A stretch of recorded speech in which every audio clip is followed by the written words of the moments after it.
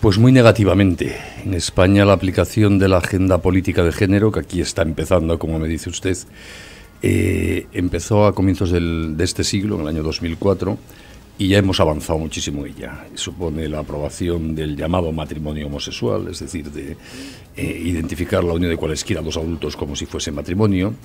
Implica el aborto libre y gratuito financiado por el Estado. Implica el reconocimiento de que no hay ni hombres ni mujeres, sino que cada uno puede inscribirse como persona femenina o masculina, sea cual sea su cuerpo físico. E implica luego la traslación de esta nueva antropología de género que va inspirando las leyes a la escuela en la educación afectivo-sexual de los niños. Y eso en España, por desgracia, se está intentando implantar en las escuelas con mucha fuerza, aunque como en Perú hay una gran resistencia por parte de la mayoría de las familias españolas. ¿Qué trascendencia tiene al final la ideología de género? ¿De qué estamos hablando, por decirlo así, ¿no? La ideología de género es una ideología que tiene ya 50, 60 años de vida y que supone negar que los seres humanos seamos hombres y mujeres, para afirmar que somos lo que cada uno decide ser con su sexualidad y que por lo tanto homosexualidad, bisexualidad, transexualidad, heterosexualidad son todas opciones igual de valiosas y que no se puede decir nada más sobre ellas que si yo la quiero o no la quiero. Con lo cual desaparece de la formación de los niños la conciencia de la feminidad y la masculinidad, la comprensión de la complementariedad hombre-mujer y se produce una absoluta banalización de la conducta sexual. Eso es lo que está en juego al final, más allá de discusiones políticas, ¿no? Por eso me parece muy razonable que en la sociedad peruana, y de los días que llevo aquí lo voy comprobando con satisfacción, haya muchos movimientos sociales, confesiones religiosas, asociaciones de padres de alumnos que estén reaccionando. Ese lema que he oído que se utiliza en algunas manifestaciones, a mi hijo no lo toques, me encanta, porque los padres somos los responsables de educar a nuestros hijos porque los queremos y no vamos a dejar que el gobierno de turno, cada uno con su ideología, influya en la formación de la conciencia moral de nuestros hijos, ¿no? Por lo tanto, yo, con la experiencia que tengo de Europa, que solo conozco un poquito más, sugeriría a la sociedad peruana y a los políticos peruanos que no experimenten con los niños. La sexualidad es algo demasiado importante. Y sobre la sexualidad, además, en las sociedades modernas hay algunas opiniones variadas. Y lo lógico es respetar ese pluralismo para que cada familia decida cómo quiere educar a sus hijos sin que el Estado tome parte por una visión concreta de la sexualidad y se la quiera imponer a todo el mundo. Yo, por lo menos, quiero educar a mis hijos en la visión tradicional del humanismo cristiano de que es el ser humano, que incorpora, entre otras cosas, ese aprecio positivo a la dualidad hombre-mujer y que ve como un horizonte moral, en principio, muy satisfactorio la unión entre hombre y mujer abierta a la vida porque aporta mucho a la sociedad. Sé que hay otra gente que quiere organizar su vida de otra manera, en relaciones homosexuales, etcétera, pues muy bien, cada uno haga lo que quiera, pero que el Estado no interfiera en la libertad de todos. Y sobre todo, creo que sería muy honesto que los políticos peruanos no engañen a la sociedad peruana. No digo que lo estén haciendo, pero por si acaso, porque los políticos en España se han engañado con este tema, ¿no? ¿Cómo se engañan con este tema? Negando que exista la ideología de género. Eso o es ignorancia o es mentira, si vas a no conocer el pensamiento contemporáneo y lo que se está debatiendo hoy en todo el mundo. Y en segundo lugar, si de verdad lo que quieren, que me parecería muy loable, es que de verdad trabaje toda la sociedad peruana para superar lo que pueda existir todavía de discriminación de la mujer, de machismo, que se plantee ese objetivo y no se meta el tema del género por el medio, que no tiene nada que ver. Si se quiere de verdad afrontar los problemas que pueda haber de discriminación, de violencia doméstica, etcétera, que se afronte ese problema, repito, sin mezclar otras cosas como son los debates ideológicos de género. Sería muy fácil, si esa es la intención honesta, que seguro toda la sociedad peruana pudiese colaborar en ese objetivo también en la educación, sin introducir matices ideológicos que van a generar muchas tensiones en este país, como las han generado en España. Claro, en España introdujeron esto también de manera subrepticia, sin debate previo. Inicialmente sí, ahora no porque ya es demasiado descarado, pero inicialmente sí pasó como aquí. La primera reforma educativa de los currícula escolares se hizo a través de una ley del año 2007, donde aparecían referencias que la gente no sabía muy bien a qué querían decir exactamente, al género, a la diversidad sexual, a distintos modelos de familia. Expresiones que en sí mismas, pues uno puede decir, ¿y esto de qué va? Pero, gracias a Dios, hubo una resistencia de las asociaciones familiares españolas muy fuerte y la asignatura que incorporaba esas referencias, que se llamaba allí Educación para la Ciudadanía, acabó desapareciendo. pero luego se ha vuelto ya con mucho más fuerza y en las últimas normas en materia de educación que van aprobando las distintas regiones españolas ya se impone expresamente en la escuela la visibilización obligatoria de lo lésbico, lo transexual, lo homosexual, la constitución de bibliotecas de género sobre homosexualidad, transexualidad en todos los institutos y colegios del país, la presencia de las organizaciones llamadas LGTBI, de lesbianas, gays, bisexuales, transexuales, dando actividades de formación a profesores de todos los centros escolares y a los alumnos de los centros escolares, y las leyes además dicen que eso se haga desde primaria, desde la primera infancia. Es decir, que hubo un primer intento de introducir estas cosas de forma light y un poco disimulada y confusa, y como no lo lograron, ahora ya descaradamente se está haciendo. Y por eso yo, vista la triste experiencia de lo que esto supone en materia de libertad de enseñanza en España, me estoy permitiendo estos días, agradeciendo la invitación que me han hecho mis amigos peruanos, de contar lo que nos está pasando en España, por si a ustedes les puede ayudar aquí en Perú a evitar también esos ataques a la libertad. Claro, esto lo tenemos claro, ha llegado al Perú promovido, impulsado por algunas organizaciones no gubernamentales, pero también por la Organización de las Naciones Unidas, es desde la ONU, sí, donde igualmente entiendo aparece de manera sorpresiva o no fue así. No, en Naciones Unidas no aparece de manera sorpresiva, sino planificada. Fue en concreto Estados Unidos, a partir del año 1969, o sea, ya es una historia un poco antigua, quien pide a Naciones Unidas que en todas las políticas respecto a los llamados países del tercer mundo introduzca la perspectiva de género como un instrumento para ayudar a controlar la población del mundo. Y desde entonces todas las agencias de Naciones Unidas, del Banco Mundial al Fondo de Población, de la UNESCO a la Organización Mundial de la Salud, de la UNICEF, las que quieran ustedes, han ido profundizando en esta forma de trabajar, y la idea es expandir en el mundo, y de forma, repito, planificada y financiada, una visión de la sexualidad que incorpore un rechazo en principio a la maternidad y al matrimonio como ideal de vida, una visión de la sexualidad femenina que excluya las relaciones matrimoniales y que apueste por una sexualidad permisiva, no abierta a la vida, porque así, eso lo llaman formas no coitales de sexualidad, así obviamente disminuirá la población del mundo. Y eso se ha convertido en un proyecto ideológico muy vinculado a estrategias económicas de carácter imperialista, por desgracia, que pretenden imponer en todo el planeta la visión de la sexualidad y los intereses económicos de una pequeña parte del mundo rico actual. Y este es un proceso que en Naciones Unidas ya tuvo, por decirlo así, constancia oficial por escrito en la cumbre del Cairo sobre población de 1994 y después en la cumbre de Beijing sobre la mujer de 1995, y desde entonces ha ido a más.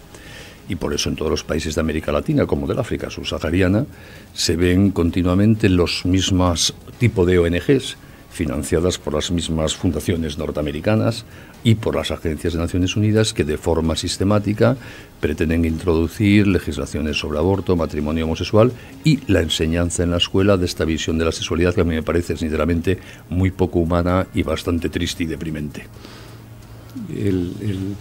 O sea, el fondo es un plan de control de la natalidad, sí, universal, mundial, sí, ¿no?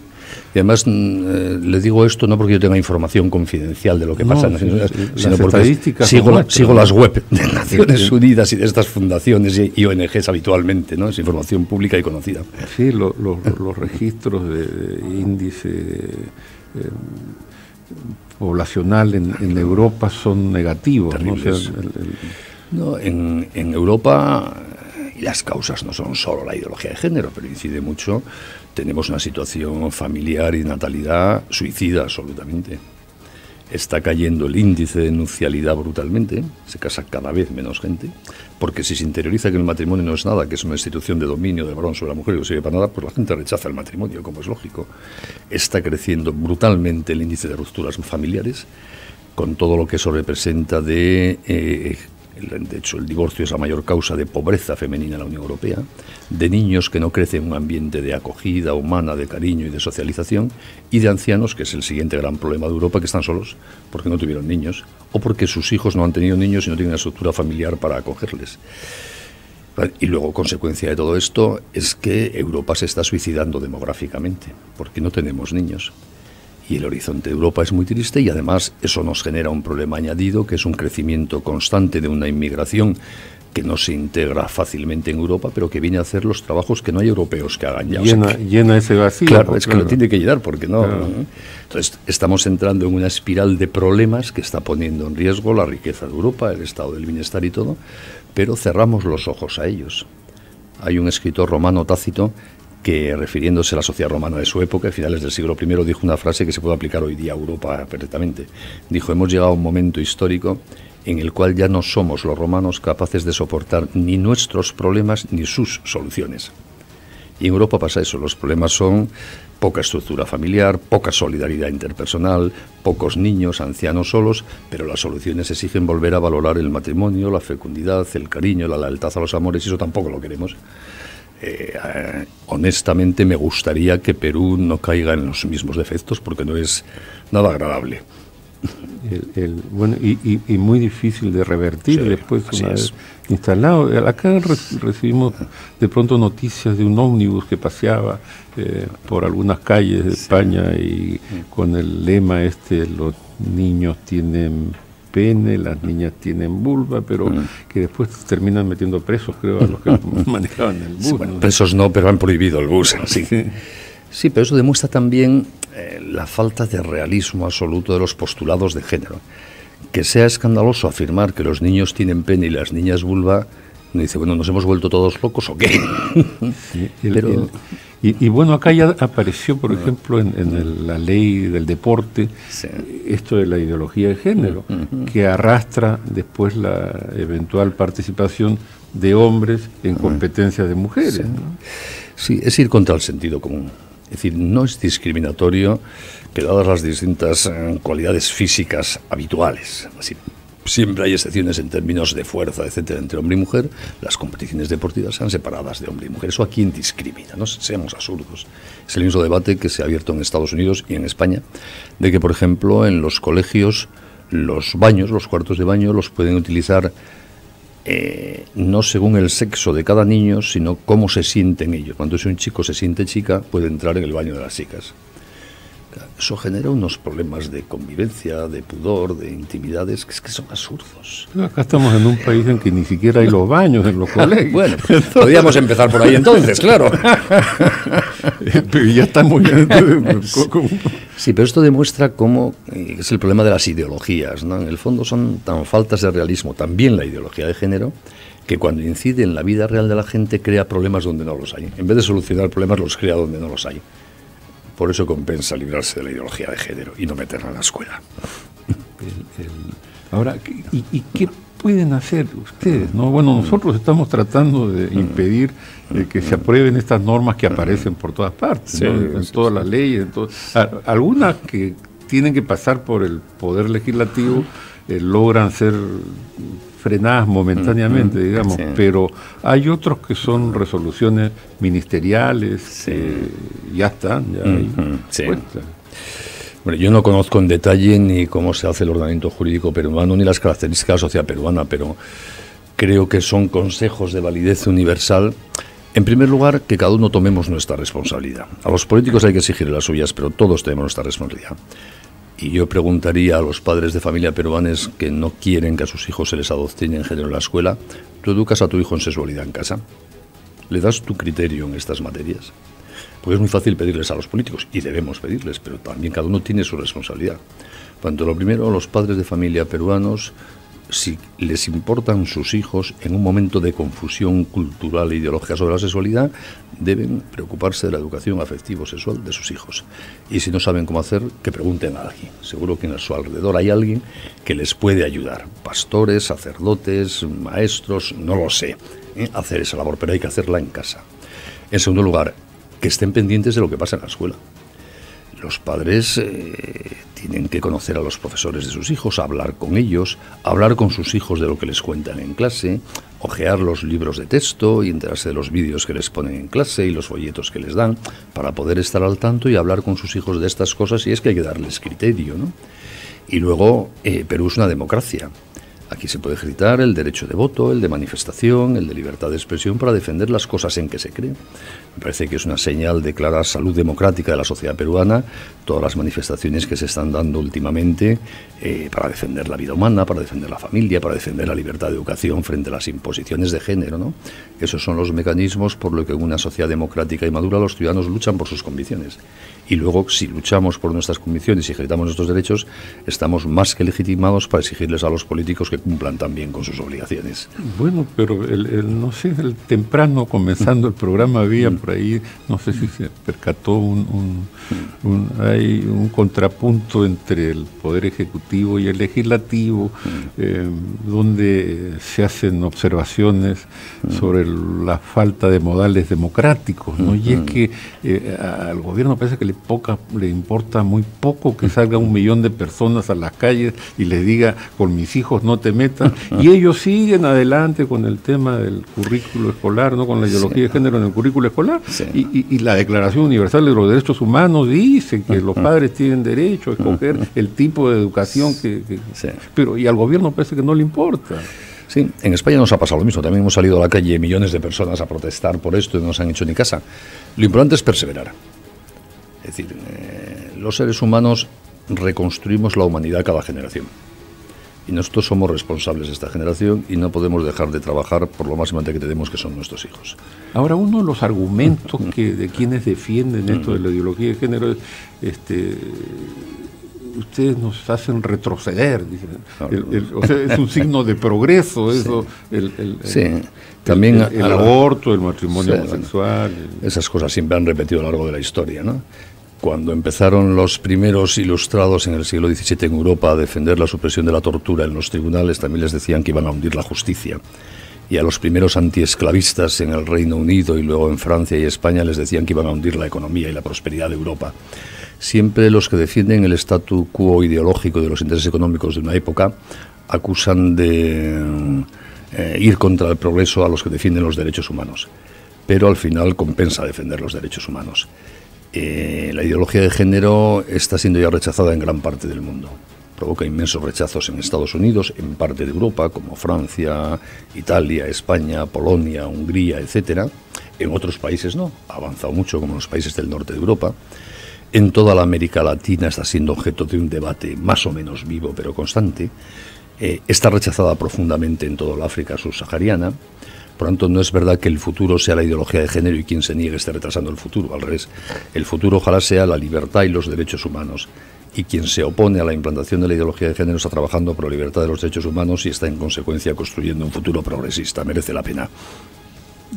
Doctor, usted preside un foro español de la familia que entiendo está preocupado por la defensa de la vida humana desde el nacimiento hasta su muerte natural, ¿no? Aparte de la ideología de género en el currículo escolar, existe aquí, por ejemplo, algo que también fue introducido de manera muy subrepticia en el Ministerio de Salud, ¿no? Con la introducción de la píldora del día siguiente y el protocolo del aborto terapéutico. ¿Desde cuándo existe la vida humana? La vida humana existe desde el momento en que el núcleo del espermatozoide atraviesa el núcleo del óvulo, que es en los primeros instantes de la fecundación. Y además eso hoy, en términos de biología, quien lo ignore debe ser suspendido en cualquier facultad de ciencias, porque así comienza la vida humana del ser humano y del cerdo. Pero acá hay, claro, pero acá hay autoridades del Ministerio de Salud que dicen que no es en el momento de la fecundación, sino de la implantación del óvalo fecundado. Y se pueden encontrar ustedes filósofos de la Universidad de Berkeley que dicen que no, que es el momento del nacimiento, y otros que no, ni siquiera el momento del nacimiento, que es cuando empieza a madurar ya el cerebro en la preadolescencia. Claro, pero entonces ya no estamos en la ciencia, sino en la ideología. Es decir, si a mí alguien me tomase una muestra de ADN cuando soy un cigoto, es decir, un embrión de una sola célula, y luego encontrasen un pelo mío en el escenario de un asesinato 60 años después y analizasen el ADN, podrían comprobar que soy el mismo sujeto y condenarme por asesinato. Eso es ciencia, esos son datos. Lo demás son ideologías y prejuicios. Y cuando los políticos se meten a hacer ideología no respetando la realidad de las cosas, ni siquiera los datos de la ciencia, llevan a un país al desastre. Claro que la vida humana, con la fecundación, hace 150 años podía dudarse. Hoy es imposible dudarlo seriamente. Otra cosa es ya la manipulación y la mentira pública, ¿no? Y por lo tanto, toda eliminación voluntaria de una vida humana desde ese momento es acabar con una vida humana. No hay ninguna duda. Algo de lo más triste que puede suceder. Y yo puedo entender, aunque no justifique nunca, que una mujer se plantee abortar. Porque a veces vivimos en sociedades que pueden ser muy injustas con la mujer y dejarlas a causa del embarazo en unas situaciones muy angustiosas. Pero no puedo entender que un ministro en frío apueste a favor del aborto. La mujer en sus circunstancias concretas puedo entender que se plantee eso, repito, y no lo justifico. Pero me parece de una maldad y de una irresponsabilidad inusitada que en frío desde el poder político, y además un hombre, con esa concepción machista de que pague los problemas solo la mujer con la responsabilidad de abortar, sea quien defienda el aborto. Yo estoy muy orgulloso de que en la sociedad española hemos hecho mucho para intentar acabar con el aborto, aunque no lo hayamos conseguido, y seguimos haciéndolo. Hemos puesto en marcha en España, por ejemplo, una ONG que se llama Fundación Red Madre, que es un voluntariado de miles y miles de mujeres por toda España que están a disposición de toda mujer embarazada gratuitamente para acompañarla y ayudarla en lo que necesite. Y estamos evitando muchos miles de abortos al año. Y la clave de actuación de este voluntariado es dar a las mujeres cariño. No hace falta ni ayuda material. Luego, si se puede, se consigue ayuda material. Pero lo que necesita la mujer es no estar sola. Que la sociedad española o la sociedad peruana no dejemos a las mujeres embarazadas en situación problemática por su edad, por situación económica, de pareja, lo que sea, solas ante sus problemas. Porque ninguna mujer quiere abortar. Se plantean o llegan a abortar porque las dejamos solas, angustiadas, sin ver otra salida. Y eso es profundamente injusto. El aborto al final es la salida irresponsable para que el hombre no tenga ninguna responsabilidad de relaciones sexuales. Las dejamos embarazadas y que aborten y lo resuelvan ellos, y si no, que tengan ellas el niño y hay ellas. Es profundamente machista. Aquí se está impulsando un movimiento para, todavía no existe la ley, pero algo así como una ventanilla en la que puedan recibir a las criaturas que de pronto nacieron. Porque claro, hay quienes acostumbran a abandonarlas en un jardín, en un basural, de la basura, sí. Eso existe ya también en España. En España no. He oído hablar de ese proyecto de ley que se está presentando aquí en Perú, o se está trabajando en él, y me ha parecido una idea estupenda. En España no lo tenemos, aunque hemos trabajado en alguno y estamos intentando promocionarlo, porque exige previamente una reforma en el Código Penal, porque si no es un delito de abandono de menores.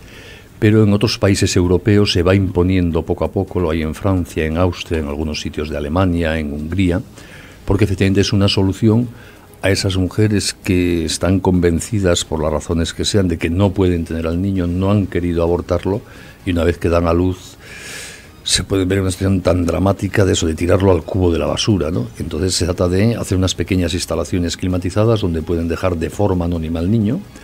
Cuando dejan al niño y se cierra esa instalación, que es como una cuna artificial, se recibe una alarma muy cerca para ir a recoger al niño rápidamente, y mientras tanto el niño está en unas condiciones de calor y de temperatura muy bueno, y así la mujer no tiene por qué abandonar al niño y se garantiza en el anonimato que el niño recibe atención, es acogido y luego será dado en adopción o lo que sea. Todo lo que sea dar salidas que faciliten la continuación de la vida y que no aboquen a la mujer a algo tan terrible como para tirar a su niño recién nacido al cubo de la basura, me parece excelente. Ojalá se apruebe ese proyecto de ley aquí en Perú. Vete, lo que necesitas escuchar.